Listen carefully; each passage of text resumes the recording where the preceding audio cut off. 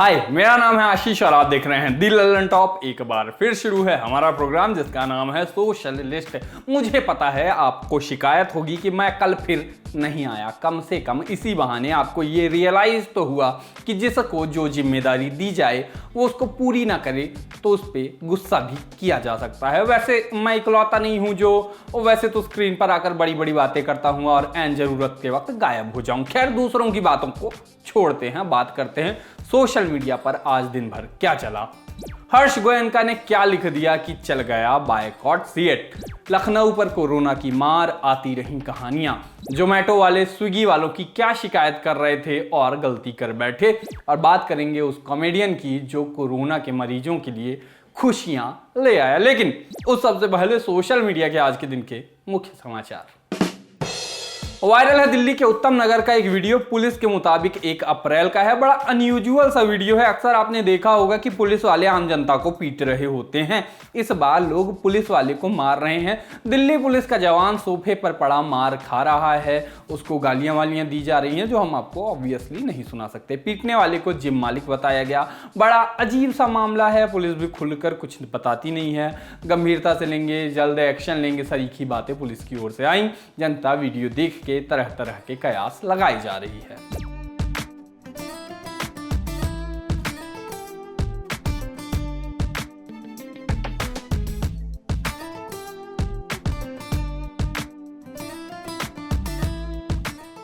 Twitter पर trend होता नजर आया हैशटैग कोविड सेकेंड वेव। कहीं डॉक्टर्स की तस्वीरें नजर आईं, कहीं पेशेंट की। पुलिस भरोसा दिलाते सरीखी बातें कहती नजर आई। फिल्मकार अशोक पंडित मीडिया वालों से कहते मिले कि पहले ही डर, पैनिक, फ्रस्ट्रेशन, डिप्रेशन और असुरक्षा का माहौल है। डेड बॉडी, चिताओं, चीखों के विभत्स दृश्य ना दिखाएं। बेसिकली ये कहना चाह रहे हैं ऐसे दृश्य ना दिखाएं जिससे सरकारों पर सवाल उठे, लिहाज करके रह गए। ट्रांसलेशन यही होगा। कांग्रेस वालों ने इस मौके को राहुल गांधी विजनरी हैं बताने के लिए इस्तेमाल किया। ट्रेंड चलाया गया हैशटैग विजनरी राहुल। पुराने वीडियो चले कि जो राहुल गांधी ने मार्च 2020 में कहा था वो अप्रैल 2021 में हो रहा है। कहा गया कि कैसे राहुल गांधी 12 फरवरी 2020 को वायरस की गंभीरता पर बात कर रहे थे, वहीं प्रधानमंत्री जिनको प्रचार मंत्री लिखा गया वो 19 फरवरी 2020 को टेस्टी लिट्टी चोखा और चाय का स्वाद ले रहे थे।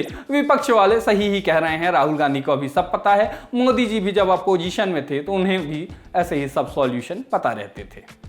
हैशटैग कुंभ कोरोना भी ट्रेंड होता नजर आया। कुंभ को कोरोना वायरस फैलने की वजह बताते हुए ट्वीट किए लोगों ने। कुछ ये पूछते मिले कि क्या गोदी मीडिया अब इसे कुंभ कोरोना कहेगा। निर्वाणी अखाड़े के महामंडलेश्वर कपिल देव की कोरोना के कारण मौत की खबर आई तो पूर्व पत्रकार के ट्वीट के स्क्रीनशॉट चले जिसने लिखा था कुंभ में गए हर आदमी ने नेगेटिव कोरोना की रिपोर्ट जमा की है। तबलीगी जमात से तुलना हुई। बायो टेरर कहा गया, बताया गया। तबलीगी जमात को कोविड हॉटस्पॉट कहा गया। मुस्लिमों को सुपर स्प्रेडर जिहादी कहा गया। कुंभ मेले को फेस्टिवल और हिंदुओं को श्रद्धालु कह रहा है मीडिया। इसके आगे मीडिया को युद्ध की आग भड़काने वाला खतरा बताया गया। चलिए आगे बढ़ते हैं, बात करते हैं सोशल मीडिया के आज के दिन के और बड़े ट्रेंड्स की। ट्विटर पर ट्रेंड होता नजर आया बायकॉट सीएट। कारण बने हर्ष गोयनका। नाना प्रकार के ट्वीट से आए दिन चर्चा में रहते थे। हम तो कहते ही रहते थे कि जिस स्पीड से ये ट्वीट करते हैं ब्लू टिक वाले IAS IPSों के जोन में घुसते चले जा रहे हैं। फनी होने के प्रयास में मिसफायर कर गए। अब हैशटैग चलवा बैठे हैं। चलवा बैठे हैं, बिंदी छूट जाती है हाथ ऊपर।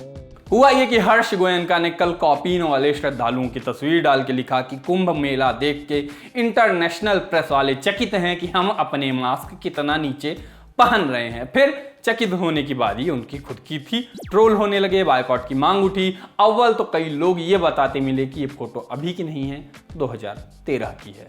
एक यूजर ने क्लेम किया मैं 2015 से 16 के बीच सीएट का कर्मचारी था। थैंक गॉड मैंने रिजाइन दे दिया। आगे कहानी लिखी कि तब वर्किंग एरिया में नमाज पढ़ने पर मेरे कलीग को टर्मिनेट किया था। मैंने उसका सपोर्ट किया था, लेकिन अब मुझे लगता है कि इनको भावनाएं आहत करने पर अरेस्ट होना चाहिए। एक सेकेंड। इस आदमी की कहानी सुनी आपने। मैं कुछ कहूं या आपने आयरनी पकड़ ली। हम ही बनाए हैं तुमको और मिटाएंगे भी हम ही, कह के बायकॉट की मांग हुई। अनकंडीशनली माफी मांगने की मांग उठी। विज्ञापन में मतलब विज्ञापन जारी करके माफी मांगे ऐसा कहा गया। कुछ ने बीसीसीआई से मांग करनी शुरू कर दी कि ये टायर को स्पॉन्सर से हटा दो। सही बात है, जैसे बीसीसीआई ने चाइनीज कंपनियों को हटाया है वैसे। लोगों ने कहा हिंदुओं की आस्था का मजाक उड़ाना हर्ष गोयनका जैसे लोगों का पेशा बन गया है, ऐसे लोगों का बहिष्कार करना चाहिए और ऐसे लोगों के खिलाफ विधिक कार्यवाही होनी चाहिए क्योंकि इन्होंने धार्मिक भावनाओं को ठेस पहुंचाई है। कोरोना को लेकर ट्विटर पर पीएम केयर्स फंड और लखनऊ जैसे ट्रेंड चलते रहे। गोमती नदी के पास भैंसा कुंड का वीडियो तो बहुत ही वायरल है जिसमें ढेरों लाशें एक साथ जल रही थी। कल से ही वो वीडियो बहुत वायरल हुआ, बहुत बार शेयर हुआ। लोगों की आत्मा को कंपाने वाले दृश्य थे। इसके बाद प्रशासन हलचल में आया। आरोप लगे कि मौतों को काबू में करना तो संभव नहीं था, इसलिए विजुअल्स को काबू में करने की कोशिश की। सही भी हो सकता है, सरकारों को वायरस से नहीं वायरल से ज्यादा डर लगता है। तो समाजवादी पार्टी के आईपी सिंह आरोप लगाते मिले कि भैंसा कुंड बैकुंठ धाम लखनऊ को योगी सरकार कवर करा रही है जिससे जलती हुई लाशों का कोई वीडियो ना बना ले। हाहाकार मचा हुआ है और मौत का तांडव चारों तरफ है। इसी के साथ योगी सरकार का भी अंतिम संस्कार हो गया, ऐसा उन्होंने लिखा। प्रियंका गांधी ने भी ऐसा ही ट्वीट किया कि उत्तर प्रदेश की सरकार से एक निवेदन है, अपना समय, संसाधन और ऊर्जा इस त्रासदी को छुपाने दबाने में लगाना व्यर्थ है। महामारी को रोकने, लोगों की जान बचाने, संक्रमण को फैलने से रोकने के लिए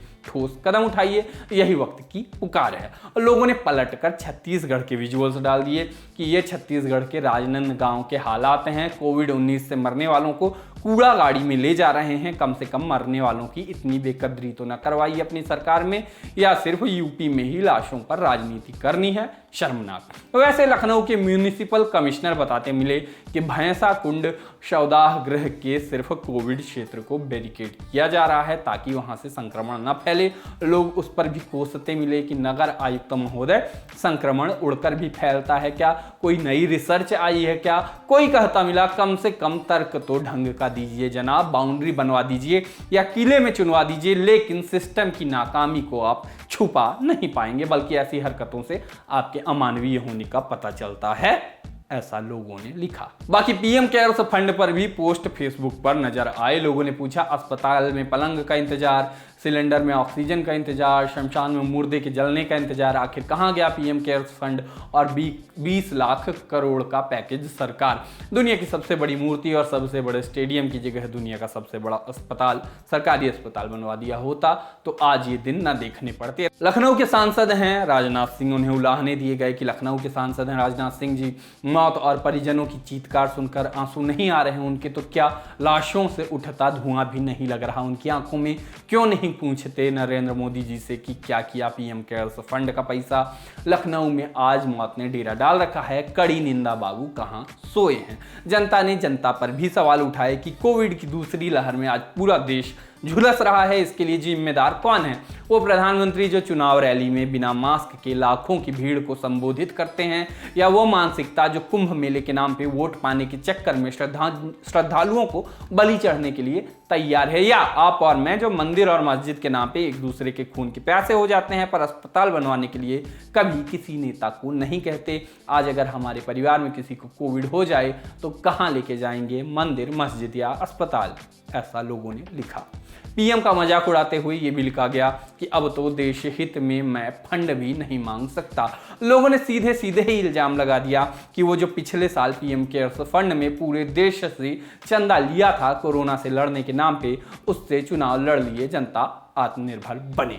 इसीलिए मैं कहता हूं डेटा वेटा दे देना चाहिए, जनता कम से कम इतनी खरी खोटी तो नहीं सुनाएगी। चलिए आगे बढ़ते हैं, बात करते हैं जोमेटो की। नहीं, इस बार डिलीवरी बॉय या इंस्टाग्राम इन्फ्लुएंसर वाला मामला नहीं है, ब्रांड वर्सेस ब्रांड वाला पंगा सामने आ गया। मामला है आदमी अपने दुख से ज्यादा सामने वाले के सुख से दुखी है टाइप्स। जोमेटो के सीईओ दीपेंद्र गोयल ने ट्वीट किया मुंबई पुलिस को टैग करते हुए, मतलब जैसे स्कूल में मैडम जी ये थूक से बत्ती मिटा रहा है, हम तो स्पंज वाला पुत्ता से मिटाते हैं टाइप शिकायतें करते हैं बच्चे, वैसी शिकायत कि हम तो अच्छे बच्चे हैं, एसेंशियल फूड डिलीवरी सर्विस 8 बजे के बाद भी करते हैं लेकिन नहीं कर रहे, काहे के नियम ऐसे हैं। साथ में स्विगी का स्क्रीनशॉट डाला कि मुंबई पुलिस बता दे कि हमारे कंपटीशन वाले 8 बजे के बाद भी ऑपरेशनल हैं। वो कैसे? मुंबई पुलिस ने कहा सरकार का नोटिफिकेशन पढ़ लें लिखा है होम डिलीवरी अलाउ है, टाइम लिमिट नहीं है। इसके बाद तो दीपेंद्र गोयल भी थैंक यू कहते मिले। एडिशनल म्यूनिसिपल कमिश्नर अश्विनी भिड़े का ट्वीट रीट्वीट करते हुए स्विगी को आई लव यू कहते मिले, कहा सॉरी मेरे पास दूसरी चॉइस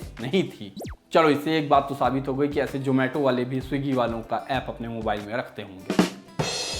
सोशल लिस्ट में अब बारी है पिक ऑफ द डे की, और पिक ऑफ द डे में बात करेंगे अमित टंडन की। लेखक और स्टैंड अप कॉमेडियन हैं। उनने ट्विटर पर एक ट्वीट किया उनके लिए जो कोरोना से लड़ रहे हैं। लिखा, अगर आप कोविड पॉजिटिव हैं और अकेले फंसे हैं तो साथ में समय बिताते हैं, 30 मिनट के सेशन में साथ में जुड़ते हैं, पैसे की कोई बात नहीं है, बस amit@tandanamit.com पर मेल कर दीजिए। आगे बताया कि 16 तारीख को 6 बजे इनके सेशन होंगे, एक बार में 15 स्लॉट होंगे, कंफर्मेशन आपको आएगा, जैसी कई बातें। बेसिकली उदासी के समय में अमित टंडन लोगों को हंसाने के काम में लगेंगे।